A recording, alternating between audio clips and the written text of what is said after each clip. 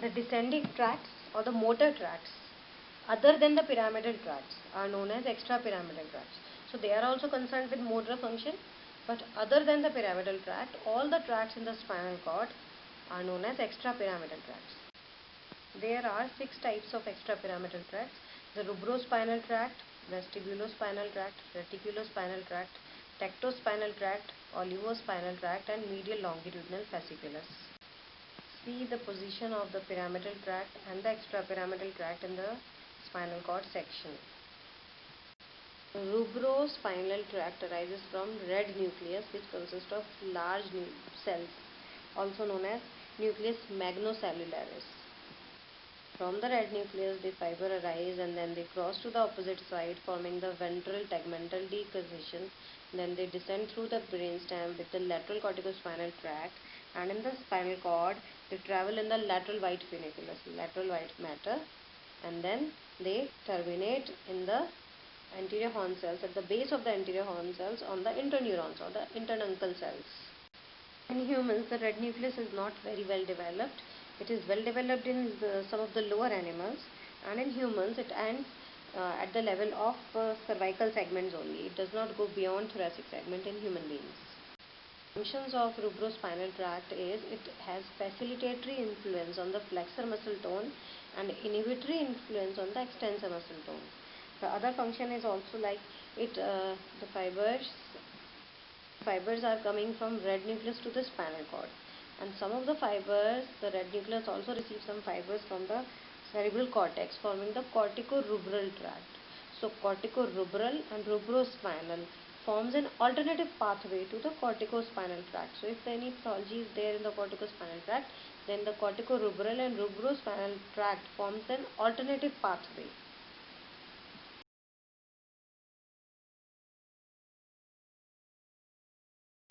Reticulospinal tract arises from the reticular formation of pons and medulla.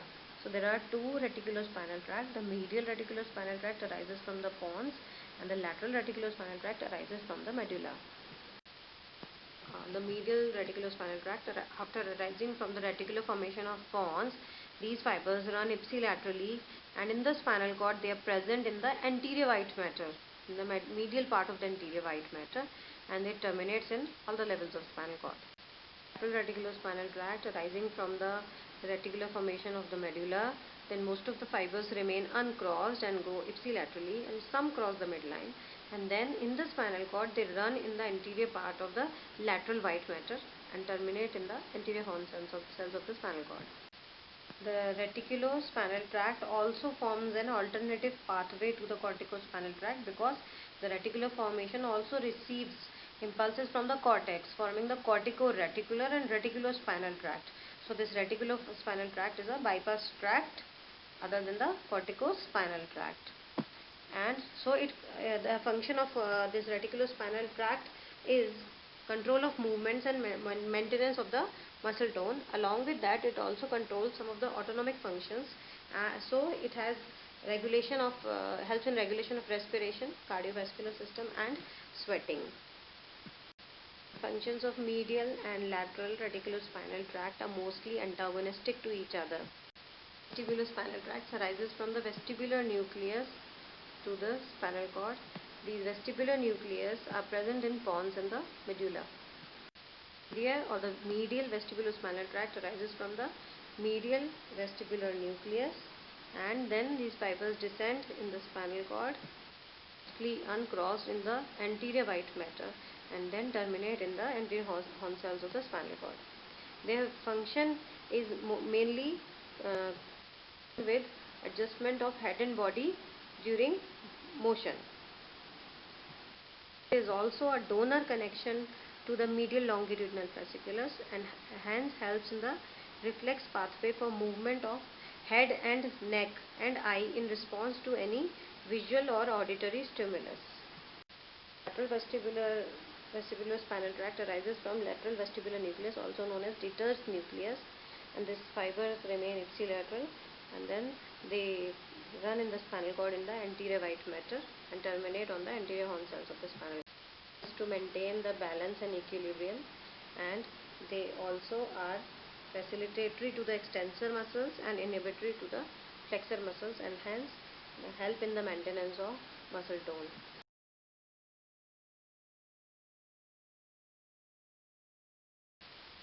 The tectospinal tract arises from the superior colliculus in the midbrain, and this tract is mainly crossed, forming the dorsal tegmental decussation in the midbrain, and then they descend in the spinal cord in the anterior white funiculus to terminate in the anterior horn cells of the spinal cord. Their main function is to control the head and neck in response to visual and auditory stimulus.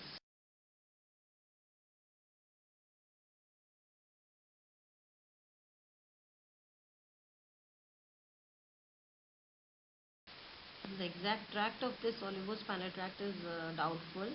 It starts from the inferior olivary nucleus, and it is mainly uncrossed and terminates in the and travels in the lateral white matter and terminates in the anterior horn cells.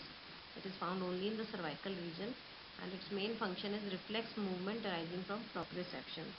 Exact connections of this tract are not known, but inferior olivary nucleus receives afferent from several areas of the brain, including cerebral cortex, corpus tritum, red nucleus, and spinal cord. The longitudinal fasciculus arises from the midbrain and continues downwards. The fibers of this tract takes origin from different areas of the brainstem. They are the vestibular nucleus, the reticular formation, superior colliculus, interstitial nucleus of Cajal, nucleus of Puschti commissure, and after arising from the various nucleus, along with the fibers of medial vestibulospinal tract, they make connection with the anterior horn cells of the spinal cord. Their function is mainly reflex ocular movement and movement of neck in response to any auditory or visual stimulus. The function is simultaneous movement of the lips and tongue during speech.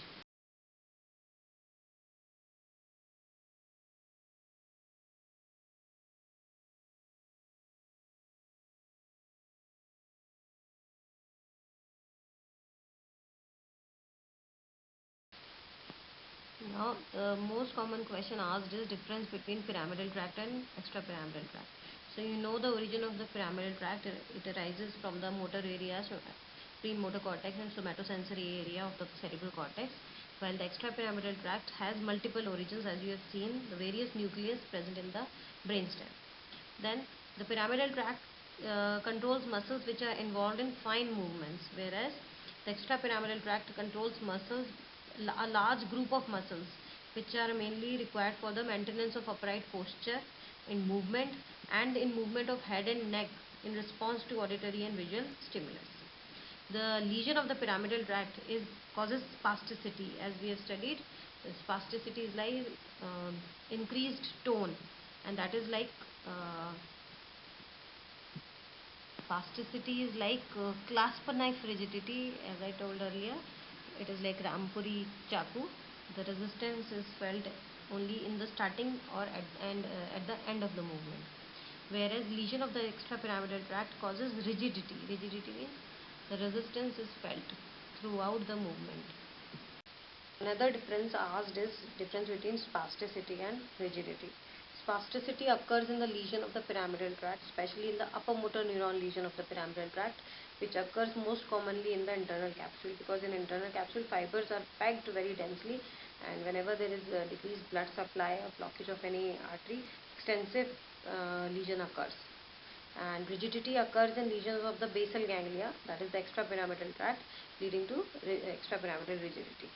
So the muscles involved in spasticity are only one group of muscles, either agonist or antagonist, whereas in rigidity, both agonist and antagonist are involved. Hypertonia occurs both in spasticity as well as rigidity, but in spasticity is like clasp knife rigidity, and in hypertonia it is lead pipe or cogwheel type of rigidity. Lead pipe means when you bend a lead pipe that is made up of lead, you will feel the resistance throughout whenever you are bending the lead pipe. So the same resistance felt throughout the movement is known as lead pipe rigidity. Cogwheel rigidity means what happens in basal ganglia lesions, there are tremors are also there. So just imagine lead pipe, any continuous rigidity interrupted with tremors. So what will happen? Rigidity, then give away, rigidity, give away, like a cogwheel. Cogwheel means जैसा cycle की chain जिसके ऊपर होती है, wheel के ऊपर, pointed वाला, serrated, that is cog wheel.